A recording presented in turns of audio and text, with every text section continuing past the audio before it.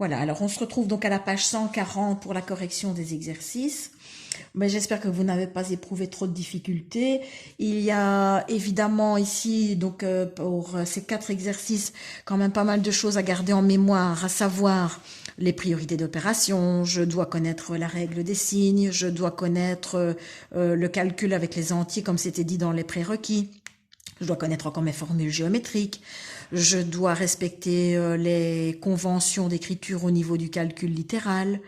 Donc, à savoir, petit mémo, les règles des signes successifs. J'ai 2 signes consécutifs identiques, je les remplace par un plus. J'ai 2 signes contraires qui se suivent, je les remplace par un moins.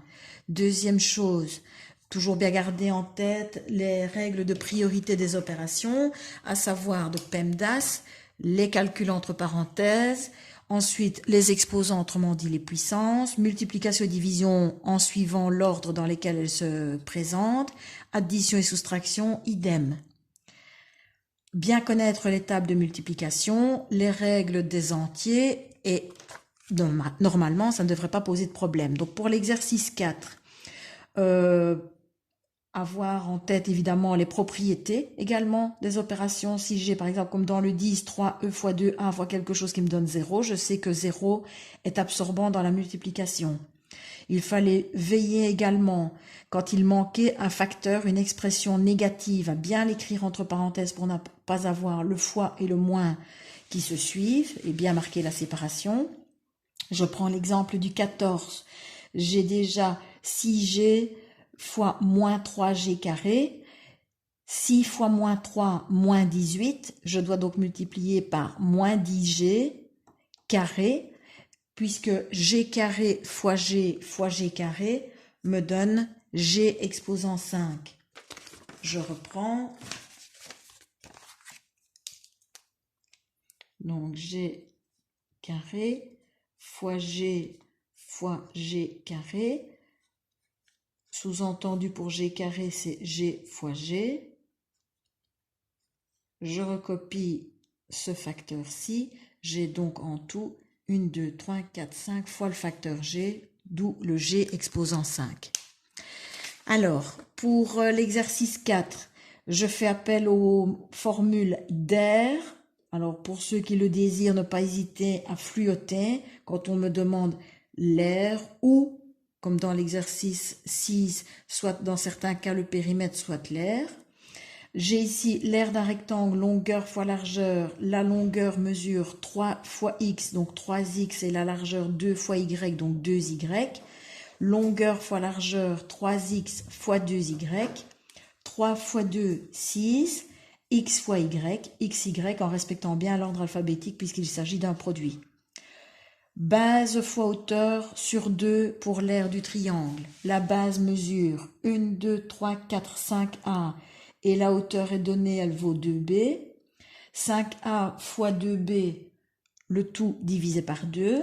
Alors, deux possibilités. Ou bien, directement, je simplifie le 2 au numérateur et au dénominateur, ce qui me donne 5a fois b, donc 5ab. Ou alors, j'effectue au numérateur le produit. 5a fois 2b me donne 10ab, divisé par 2, 5ab. Même technique ici. J'ai grande diagonale fois petite diagonale. La grande diagonale mesure 6a. La petite diagonale mesure 4a. Donc 6a fois 4a sur 2. Soit je simplifie le 6 avec le 2 ou le 4 avec le 2. Ou je n'en fais rien, je multiplie au numérateur, ça va me donner 24a carré, divisé par 2, 12a carré. Alors, l'exercice 5, ça c'est un exercice que j'apprécie énormément puisqu'il s'agit d'un mélange. On a à la fois des sommes algébriques et des produits algébriques. Je rappelle qu'une somme algébrique n'est pas toujours réductible. Par contre, un produit algébrique l'est toujours. Voilà. Donc, pour qu'une somme algébrique soit réductible, il faut des termes semblables. Par contre, un produit algébrique est toujours réductible. Donc ça, rien ne vous empêche de l'écrire ici. Donc, somme algébrique, attention, obligatoirement des termes semblables. Si je n'ai pas de termes semblables, comme dans le premier cas, je marque un trait oblique. Produit algébrique, il y aura toujours une réponse et bien respecter l'ordre alphabétique. Toujours le même ordre, signe, nombre et lettres.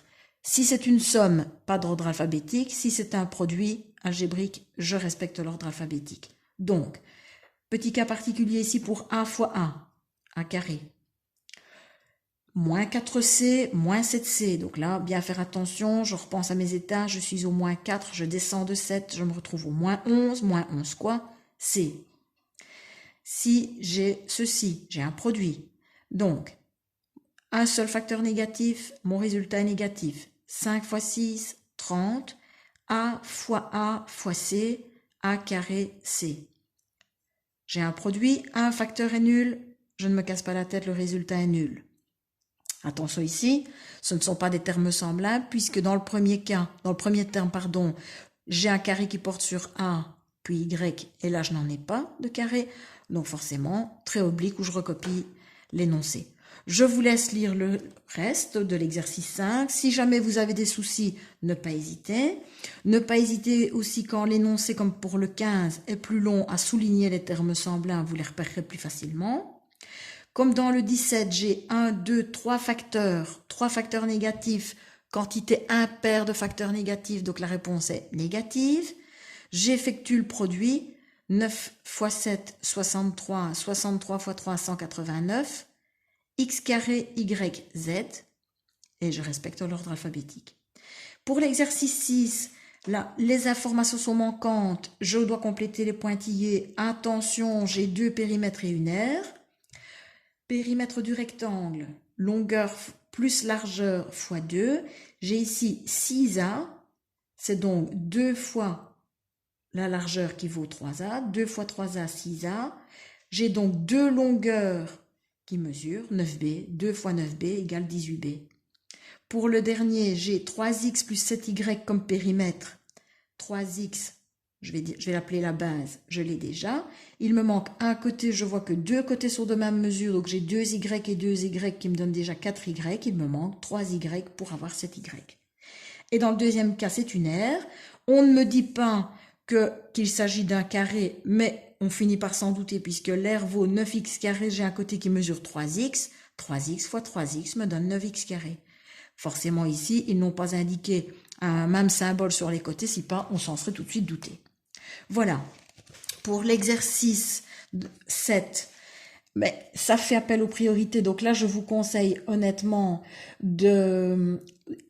pourquoi pas, de le refaire sur une feuille quadrillée pour avoir plus d'espace, parce qu'ils ont laissé quand même très peu d'espace entre les énoncés, ça risque d'être pas assez clair pour certains, et n'hésitez pas à chaque fois souligner les opérations prioritaires. Donc je prends l'exemple du premier, A fois A plus A, ce qui est prioritaire, A fois A, donc je souligne A fois A, ce qui me donne A carré plus A. Est-ce que A carré plus A sont des termes semblables? Non, donc je m'arrête là. Je vous invite à marquer une pause pour pouvoir faire l'exercice tout seul et pouvoir vous corriger, juste après. Voilà. Alors, donc pour cet exercice 7, ce que je vous propose de faire, c'est plutôt, donc dans tous les cas, comme celui-ci. Voilà. Donc, A fois A plus A, comme je l'ai dit, je souligne ce qui est prioritaire. Pour le deuxième, 2x plus 3y fois A plus A fois A. Ce qui est prioritaire, les produits. Donc, je souligne 3y fois A et A fois A. Ce qui n'est pas souligné doit être recopié au même endroit. Donc, j'ai 2x plus 3ay plus A carré. J'ai 3 termes tout à fait différents. Donc, je laisse comme ça. C'est ma réponse finale. Le troisième, 3a fois 6x plus, moins 4ax plus moins ax. Alors, attention, 2 choses. Priorité d'opération, le produit est prioritaire. Deuxième chose, j'ai une simplification de signes ici avec la règle des signes successifs. 3a fois 6x me donne 18ax moins 4ax. Et plus moins ax plus moins me donne moins ax. Je n'hésite pas à rajouter, attention ici, ce n'est pas 10, mais c'est juste le coefficient 1 devant le ax. Ce sont 3 termes semblables. Je recopie donc la partie algébrique qui est commune à x. J'additionne les coefficients. 18 moins 4 me donne 14. 14 moins 1, 13. Donc 13 ax est ma réponse finale. Pour les autres, n'hésitez pas à les faire tout seul et à vous corriger par rapport au chapitre complété publié sur Smart School. À bientôt!